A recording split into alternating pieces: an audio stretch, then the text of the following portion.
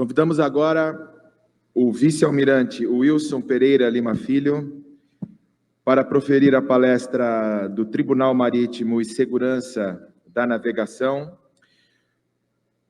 O almirante Lima Filho, como todos nós o conhecemos, tem mais de 44 anos de serviço na Marinha do Brasil, nos quais exerceu importantes cargos, cabendo destaque para os de comandante do navio varredor Araçatuba e comandante do navio-tanque Almirante Gastão Mota, capitão dos portos de Alagoas e capitão dos portos do Rio de Janeiro, além de assistente da Marinha na Escola Superior de Guerra, comandante da 2ª Divisão da Esquadra, subchefe de organização e chefe do Estado-Maior do Comando de Operações Navais, comandou o 8º Distrito Naval, aqui em São Paulo, na cidade de São Paulo. Foi também diretor de Portos e Costas. Atualmente exerce o cargo de presidente do Tribunal Marítimo. Convido ao palco Almirante Lima Filho.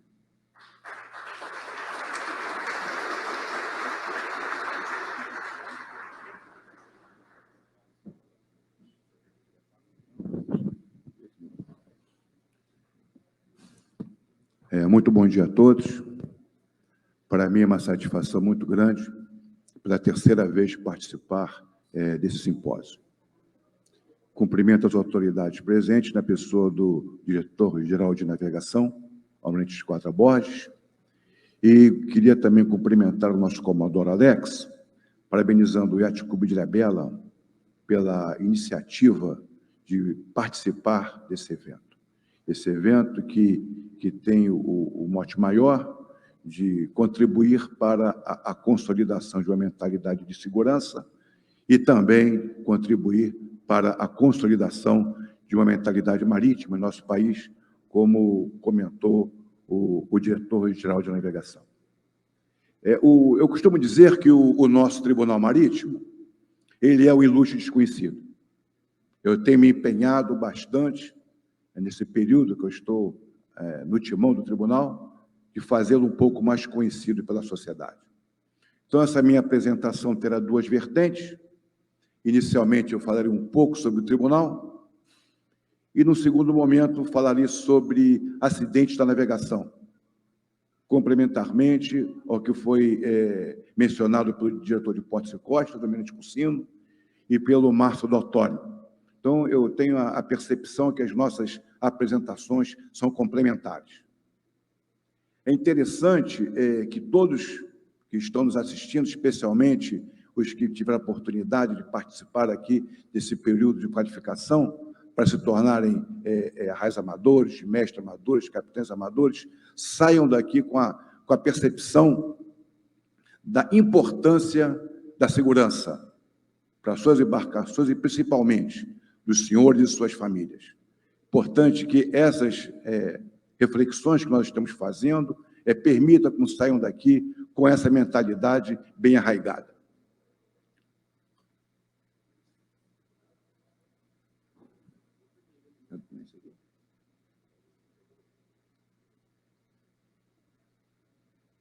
Não está ainda.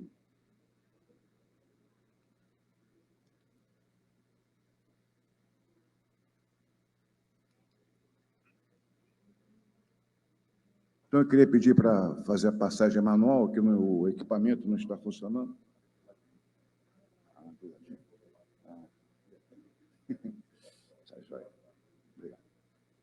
Eu vou seguir esse sumário que está aqui apresentado, conforme eu já disse, dividindo a minha apresentação em 2 partes. A primeira pergunta que eu sempre respondo em vários fóruns é: por que o Brasil tem um Tribunal Marítimo? Para minha alegria, o almirante Borges já respondeu essa pergunta em sua apresentação. Um país que tem uma vocação para o mar como o nosso, que tem mais de 7.500 quilômetros de litoral, mais de 15.000 quilômetros de vias navegáveis interiores. É fundamental que ele tenha uma corte especializada para julgar acidentes e fatos da navegação, para que possamos dar a devida segurança jurídica para aqueles que trazem suas embarcações de outros países para contribuir para o crescimento do nosso país. Então, o nosso tribunal tem essa vertente, segurança jurídica para navegadores, inclusive a navegadores amadores, quando se envolvem em acidentes da navegação. Nesse momento, assim como todos que me antecederam fizeram, faço uma homenagem muito especial ao meu amigo Carlos Brancante, que hoje, navegando em outros mares por nós desconhecidos, deve estar muito orgulhoso ao saber que tudo aquilo que ele idealizou está tendo continuidade. Então, nesse momento, eu faço a minha homenagem especial, como todos que me antecederam, ao meu inesquecível e querido Carlos Brancante.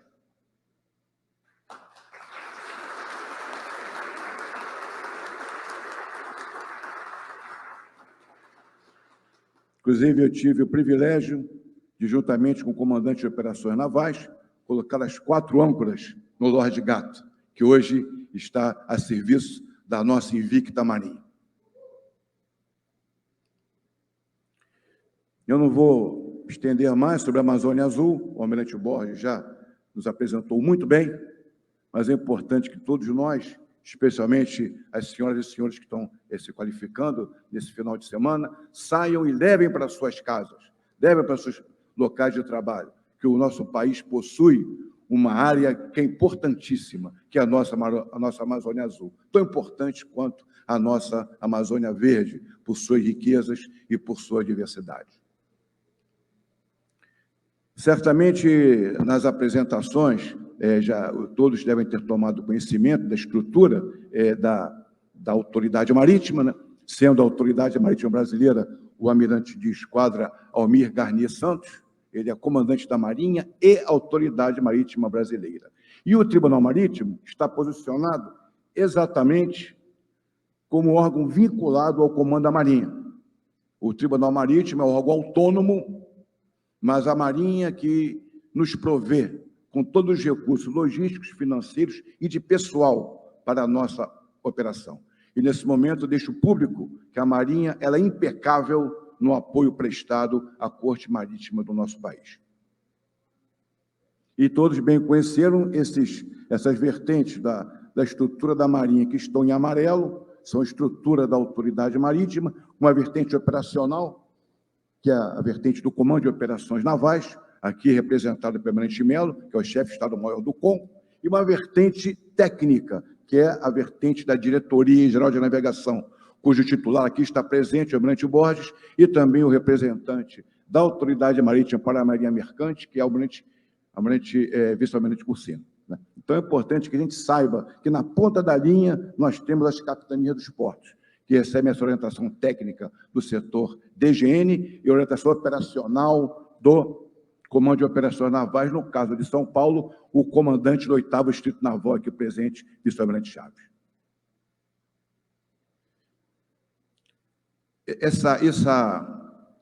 Esse mapa sensitivo está na página da Diretoria de Portos e Costas, para mostrar como é importante a vinculação do Tribunal Marítimo à Marinha do Brasil. A nossa estrutura hoje é uma estrutura bastante enxuta, a nossa força de trabalho possui 150 homens e mulheres, e graças a essa vinculação à Marinha, nós utilizamos as capitanias, delegacias e agências para realizar grande parte das fases processuais de nossos julgamentos. Com isso, nós podemos ser centralizados e também ter uma estrutura reduzida. Esse é o nosso tribunal, situado lá no Rio de Janeiro, uma construção de 1865. É uma bela estrutura arquitetônica e que eu convido a todos, quando forem ao Rio, nos visitar. As sessões plenárias acontecem às terças e quintas, às 13h30. Hoje, em função da pandemia, nós temos às terças sessões presenciais e às quintas sessões por videoconferência, que podem ser acompanhadas pelo canal do Tribunal Marítimo no YouTube. Essa é uma visão do nosso plenário. Eu enfatizando aqui ao meu lado direito a procuradora da Procuradoria Especial da Marinha. Nós temos uma organização militar chamada Procuradoria Especial da Marinha, que tem o papel de como fosse o Ministério Público. É o Ministério Público do Mar, que, durante os julgamentos, é responsável por um processo de apresentar as representações, como se fossem acusação dos possíveis responsáveis do acidente da navegação. O nosso tribunal ele é composto por 7 juízes, um juiz-presidente, que sou eu, hoje sou eu, que é um almirante do Corpo da Armada, e temos 6 juízes, sendo 4 civis e 2 militares. Os 2 militares são um engenheiro naval e um oficial do Corpo da Armada, e os civis são 4 especialistas, um em direito marítimo, outro em direito internacional público. O terceiro é um especialista em marinha mercante, o capitão longo curso, e temos a nossa decana ali, juíza Maria Cristina, que ela a sua especialidade é armação e navegação comercial. Então, esse é o nosso colegiado. Nós temos apenas 7 juízes. Diversas outras cortes possuem 300, 400 juízes. O Tribunal Marítimo possui 7 juízes. E quais são as nossas principais tarefas? Essa seria, digamos assim, a informação mais importante, entre outras que eu deixarei para os senhores aqui. As nossas tarefas. Nós julgamos os acidentes e fatos da navegação e também somos responsáveis pelo registro de qualquer embarcação de bandeira brasileira acima de 100 toneladas de arqueação bruta. Transporte e recreio, grande parte das embarcações não são registradas no Tribunal Marítimo, apenas aquelas de maior porte.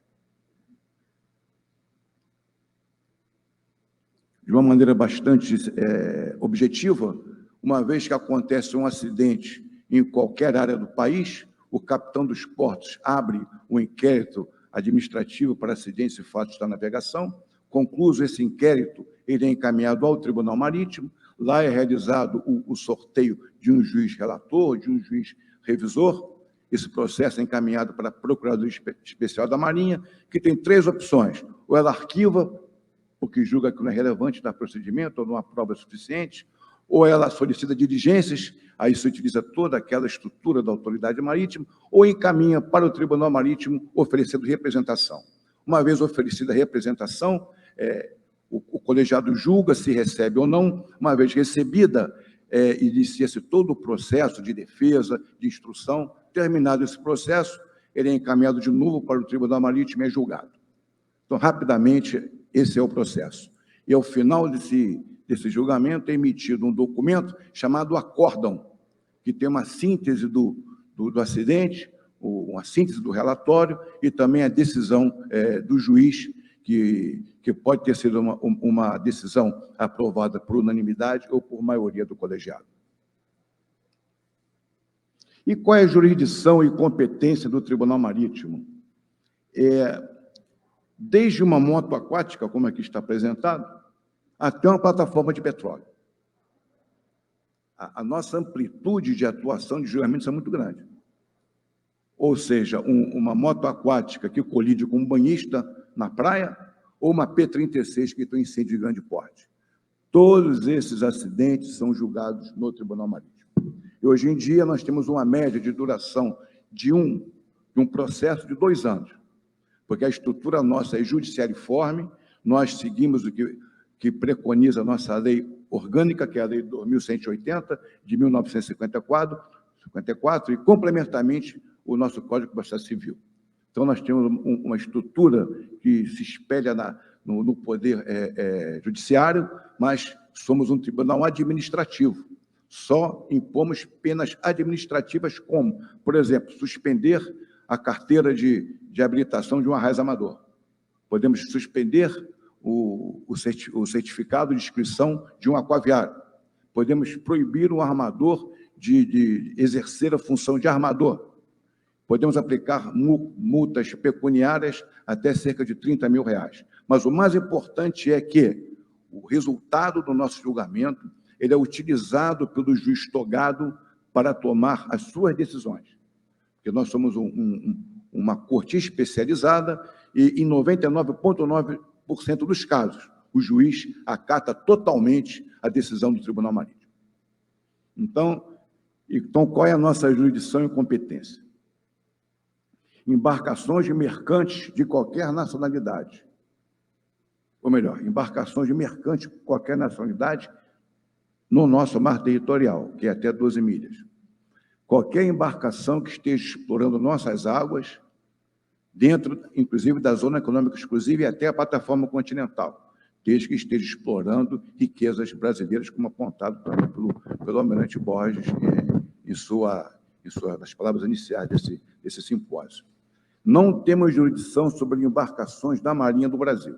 Então, um acidente que envolva um navio de guerra, uma lancha da capitania, o Tribunal Marítimo não tem competência para julgar. Agora, se existe um acidente em alto mar, a 500 milhas da costa, e esse acidente causou danos às instalações brasileiras, por exemplo, uma poluição que aconteceu a 700 milhas da costa, como afetou o nosso país, o Tribunal Marítimo tem competência para julgar, conforme está previsto na Lei 2.180, artigo 10º.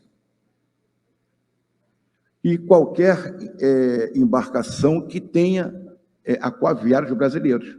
Então, por exemplo, a embarcação é um abalroamento a 300 milhas da costa, mas o navio é de bandeira brasileira, o Tribunal Marítimo tem jurisdição para julgar. E, para tal, é aberto o IFN por alguma capitania indicada pelo Comando de Operações Navais, ouvido o DGN e também ouvido o Tribunal Marítimo. Quando acontece alguns casos que não sabemos exatamente qual a capitania que deve abrir o IFN.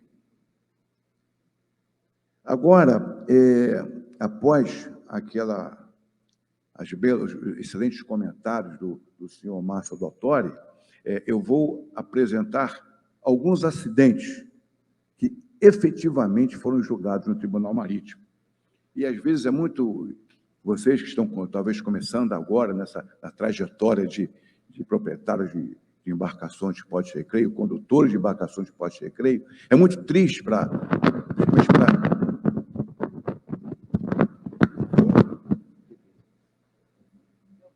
o vento ali, né? É muito triste, pessoalmente, para mim, que eu sou pai e avô. Vocês não vão acreditar, mas eu já sou avô. Eu sei que a aparência não... Mas eu já sou avô. Tá? E eu vejo a quantidade de jovens que perdem a vida com embarcações de porte de recreio, especialmente motoaquáticas. Às vezes é duro ver a história e ver como uma simples decisão prévia poderia salvar a vida de um jovem. Então, eu vou começar com esse acidente aqui, né? Foi um abalroamento, né? Que aconteceu, ele foi em 2017, um bote, um veleiro na Enseada de Palmas, em Angra dos Reis. O condutor do bote se encontrava navegando e foi fazer o esgoto, a embarcação em movimento. Ele se abaixou, como um caso também semelhante, foi contado pelo Márcio, e negligenciou a vigilância e abalrou um veleiro fundeado. Então, primeira lição que eu deixo para vocês, vigilância é fundamental. É fundamental. Não jamais tirem o olho da proa. Fiquem sempre atentos à manobra. Isso aqui é a colisão de moto aquática com um banhista.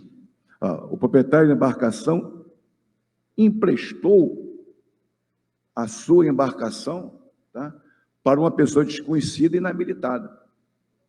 Vocês não imaginam a quantidade de acidentes que tem como esse. O cidadão vai para a praia, deixa a chave do jet da moto aquática em cima da mesa, algum colega pega a moto aquática, sai, não está habilitado e atropela um jovem, e aí temos o problema. Então, é fundamental que todos, especialmente aqueles que serão motonautas, guardem a chave da moto aquática.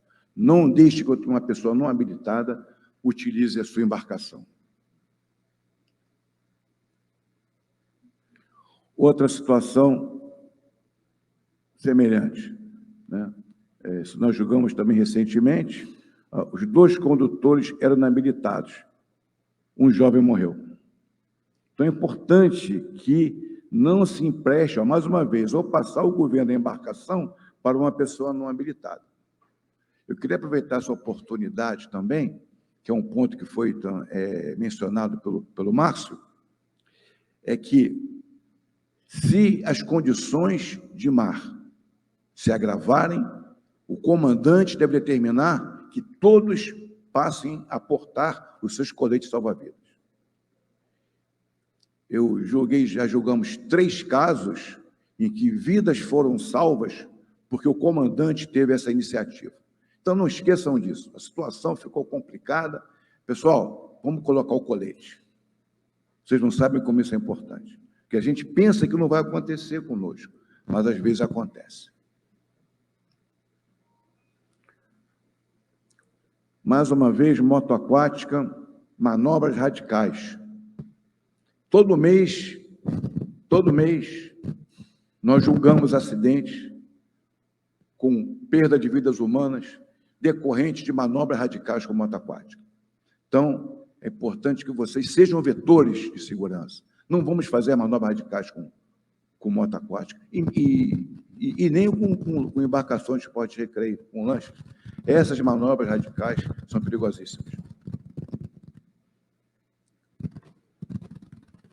Antes de sair, é importante verificar a previsão meteorológica. Isso é fundamental. Se houver uma previsão de mar grosso, não saia com a embarcação. Ou se tiver no seu destino as condições de mar piorarem, como aquele caso que o Márcio também comentou, fiquem no local esperando as condições de mar melhorarem, porque o mar é traiçoeiro. O mar é traiçoeiro. E não esqueçam que coletes salvam vidas.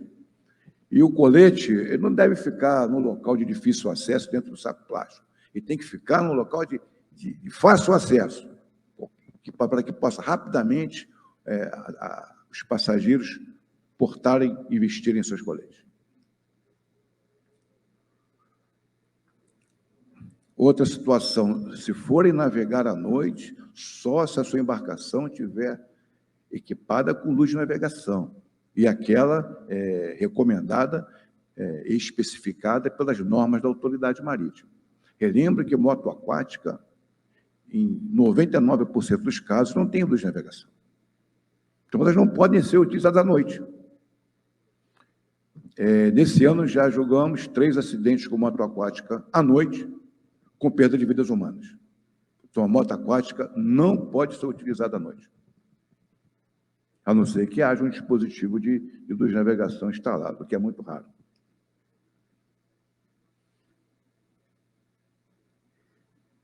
E esse é um tipo de acidente que talvez os senhores não tenham conhecimento, mas é muito frequente.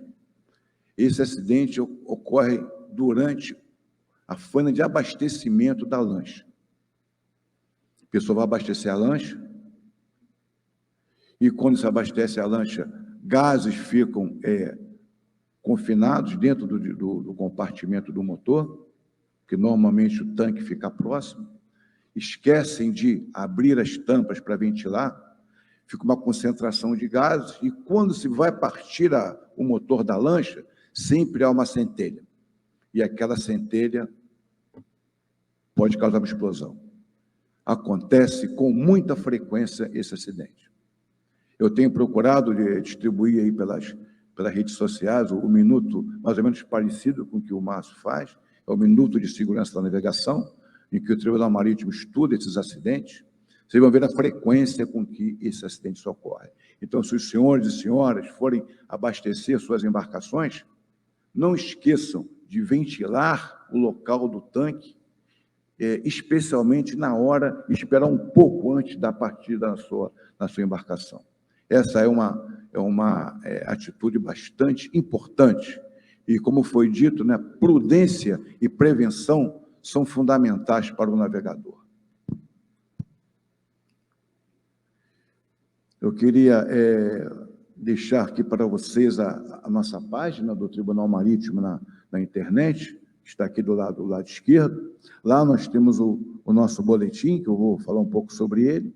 Inclusive, até distribuí hoje para o Márcio, pediu, eu passei para ele o nosso boletim, foi publicado no dia de ontem, o nosso último boletim, e é muito interessante, tem muitas informações importantes, e o Tribunal Marítimo, quando termina o julgamento, se nós achamos que há alguma coisa que nós podemos fazer para contribuir com a autoridade marítima, nós apresentamos sugestões, e na minha gestão, eu já apresentei umas 3 ou 4 sugestões ao diretor de Portos e Costas, e todas foram acatadas, né? O Tribunal Marítimo hoje se vê como um grande assessor da autoridade marítima. Além de julgar, nós ajudamos no aprimoramento constante das normas e também contribuir para a consolidação de uma mentalidade de segurança da navegação. Esse é o boletim, né? Essa é a capa de um deles, e eu idealizei esse boletim, que ele já está no seu 3º ano, porque os acórdãos que são produzidos pelo Tribunal Marítimo, eles são muito longos, alguns têm 70, 80 páginas, e os navegadores raramente vão entrar lá na página do tribunal e buscar os acordos. Os próprios capitães dos portos, está aqui presente o comandante Marcelo Sá, dificilmente ele vai ter tempo de ler acórdãos com 80 páginas. Então, eu idealizei esse documento, que ele é produzido a cada 3 ou 4 meses, onde nós apresentamos o número do processo. Com esse número, pode-se procurar na página e ter acesso à integralidade do acórdão. Temos o local, temos a síntese da ocorrência, omitindo o nome das embarcações e o nome dos envolvidos, apenas para que se tire ensinamentos importantes. No final, nós temos o ensinamento colhido e as recomendações.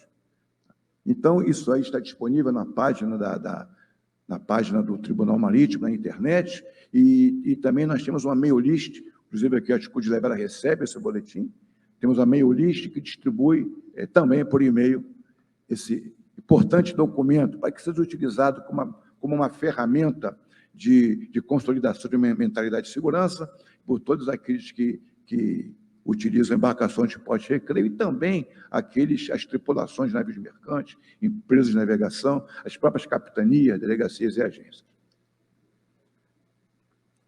Recomendações finais.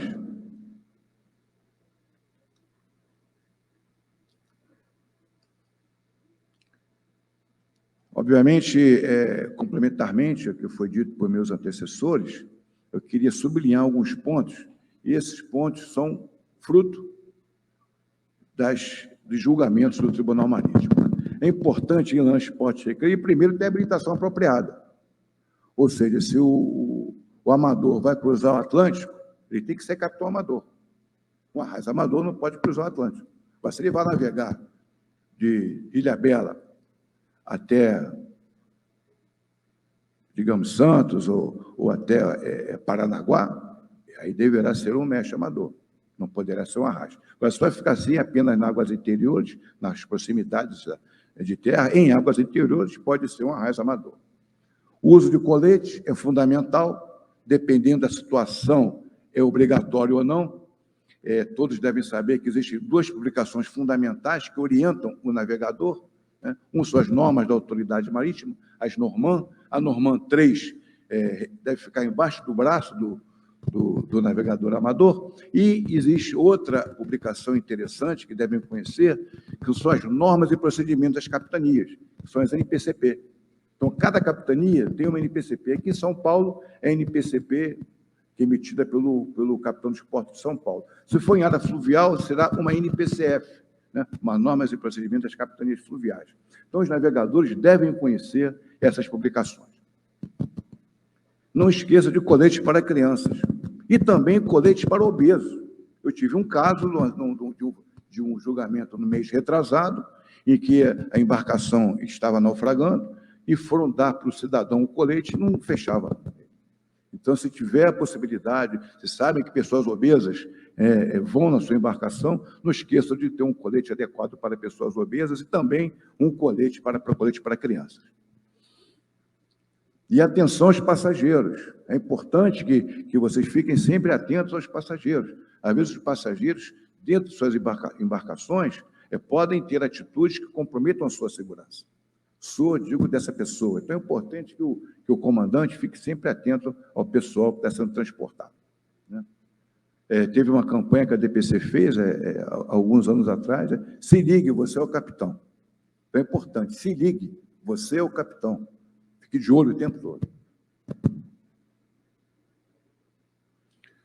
A lotação da embarcação já foi comentado. Abastecer a embarcação com segurança, também já foi comentado. A minha esposa está pedindo para lembrar aqui que, além do colete para obeso, colete para crianças, se tiver um pet a bordo, agora está disponível também colete para pet. Tá? Então,